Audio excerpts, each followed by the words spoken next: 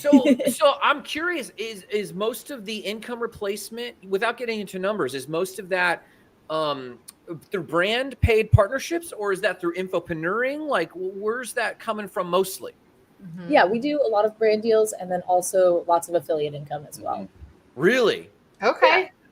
So talk to us. Yeah. Go ahead. We've been diving into that a little bit more. We have Nomad Nesters. Katie has opened up her eyes to this, where she really broke it down. Where why would I just want to get it paid once when I can get paid over and over and over again?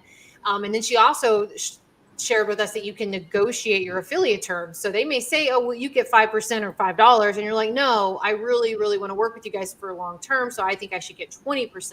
So she just really blew our minds with these opportunities. So I don't know if that's something you guys have discovered and why you've taken it on as a source of income, because we don't always hear that from the creator community. A lot of times we get pushback about affiliate marketing, but we're getting educated lately about the opportunities there.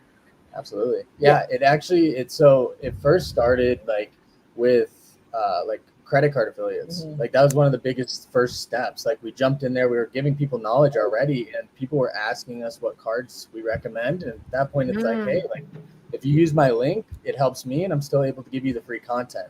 Yes.